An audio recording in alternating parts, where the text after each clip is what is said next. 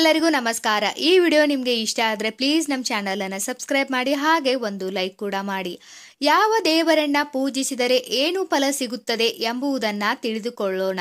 ಮೊದಲನೇದು ವಿಷ್ಣು. ವಿಷ್ಣುವನ್ನ ಪೂಜಿಸಿದರೆ ವಿಜಯ ಮತ್ತು ಮೋಕ್ಷ ಸಿಗುತ್ತದೆ. ಶಿವ, ದೀರ್ಘಾಯುಷ್ಯ ಮತ್ತು ಸಂಪತ್ತು ನಿಮ್ಮದಾಗುತ್ತದೆ. ವಿಘ್ನೇಶ್ವರ, ವಿದ್ಯಾ ಮತ್ತು ಕಾರ್ಯಸಿದ್ಧಿ ನಿಮ್ಮದಾಗುತ್ತದೆ. ಲಕ್ಷ್ಮೀ ದೇವಿಯು ಸಂಪತ್ತು ಮತ್ತು ಸಂತೋಷ ಯಾವಾಗಲೂ ಮನೆಯಲ್ಲಿ ಇರುತ್ತದೆ. ಆಂಜನೇಯ ಸ್ವಾಮಿ, ಬಲ ಮತ್ತು ಕಾರ್ಯಸಿದ್ಧಿ ಸಿಗುತ್ತದೆ. ವೆಂಕಟೇಶ್ವರ ಸ್ವಾಮಿ, ಅಭಿಷ್ಟ ಸಿದ್ಧಿ ನಿಮ್ಮದಾಗುತ್ತದೆ.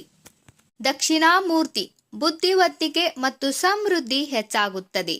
ಸೂರ್ಯ, ಆರೋಗ್ಯ ಮತ್ತು ಖ್ಯಾತಿ ಸಿಗುತ್ತದೆ. ಚಂದ್ರ, ಮನಸ್ಸಿನ ಶಾಂತಿ ಮತ್ತು ಸಂಪತ್ತು ಹೆಚ್ಚಳವಾಗುತ್ತದೆ. ಮಂಗಳ, ಧೈರ್ಯ ಮತ್ತು ಹಗೆತನ ಹೆಚ್ಚಾಗುತ್ತದೆ. ಬುಧ, ಬುದ್ಧಿವಂತಿಕೆ ಮತ್ತು ವ್ಯವಹಾರದ ಜ್ಞಾನ ಹೆಚ್ಚಾಗುತ್ತದೆ. ಗುರು, ಹಣ, ಶಿಕ್ಷಣ, ಗೌರವ, ಕೌಟುಂಬಿಕ ಅಭಿವೃದ್ಧಿ, ಶುಭ ಕಾರ್ಯ ಸಿದ್ಧಿ ಆಗುತ್ತದೆ. ಶುಕ್ರ, ಸಂತೋಷ, ಮದುವೆ, ಭೋಗ ಸಿಗುತ್ತದೆ. ಶನಿ, ಆಯುಷ್ಯ ಸಂಕಟದಿಂದ ಪಾರಾಗುತ್ತೀರಾ.